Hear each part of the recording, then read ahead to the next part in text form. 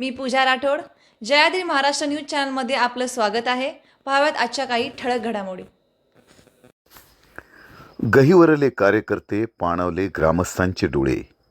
दिवंगत अजितदादा पवार यांच्या अस्थिकलश विसर्जनासाठी जेजूरकर श्राश्रुनयन. महाराष्ट्र राज्याचे उपमुख्यमंत्री दिवंगत अजितदादा पवार बारामतीकरांचे बाहुबली म्हणून ओळखले जातात. यांचे अपघाती निधनानंतर मात्र संपूर्ण महाराष्ट्र शोकमग्न झाला आहे. त्यांच्या निधनानं जेजुरी नगरीतही तीव्र शोककळा पसरली होती.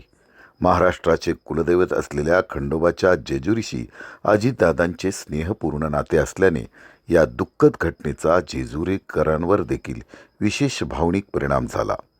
गुरुवारी जेजुरी शहरातून दिवंगत अजितदादा पवार यांच्या अस्थिकलश यात्रेची सुरुवात करण्यात आली. शहरातून निघालेल्या या यात्रेनंतर पवित्र कऱ्हा नदीत विधिपूर्वक अस्थिकलश विसर्जन करण्यात आला. यावेळी संपूर्ण वातावरण अत्यंत भावनिक आणि गहिवरलेले होते.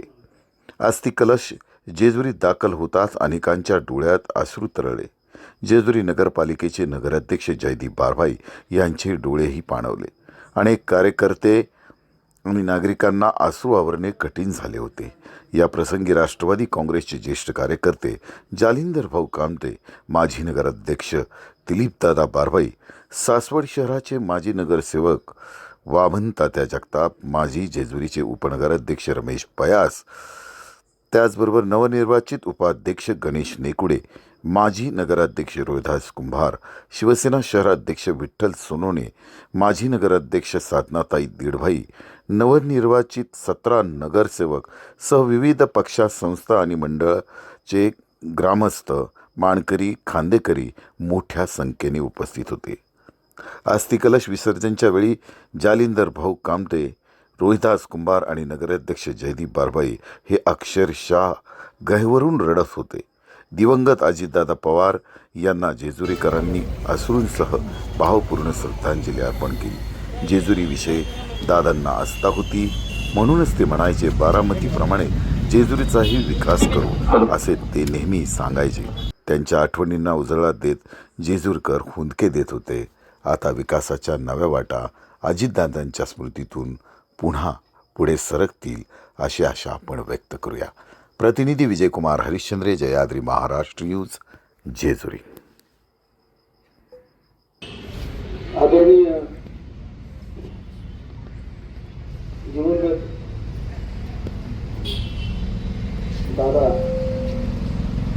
काय बोलावं, शब्दांचा समुद्र आटलाय आज.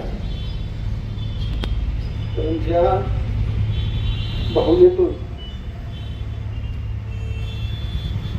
ज्या प्रेमातून वडिलांप्रमाणे सुत्याप्रमाणे या जेजुरीकरांवरती प्रेम केलं आणि आम्हाला सर्वांनाच आमची सगळी स्वप्न पूर्ण केली. दादा, तुम्ही या नगरीचं नगराध्यक्षपद, आम्हाला सर्वांना नगरसेवक पद कुठं कमी पडून दिलं नाही. दादा,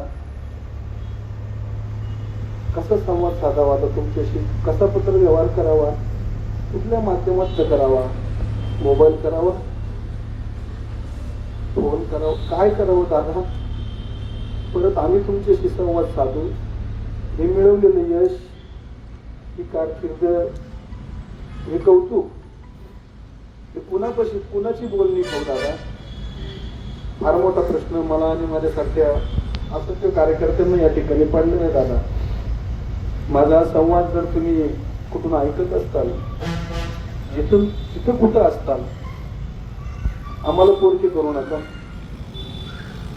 आमचं मागणं जेव्हा आमचं जीवन जीवे, जशी आई ही कधी मुलांना मुलं मोठी झाली तरी ती लहान होत नाही, तशी या महाराष्ट्राची तुम्ही आई आहात.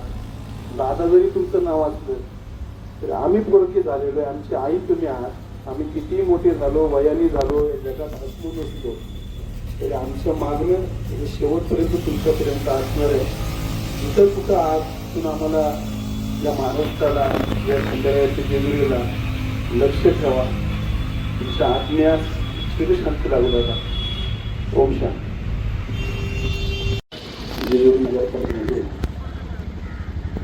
आदरणीय दादा आजची या ठिकाणी येतील असं वाटत होतं.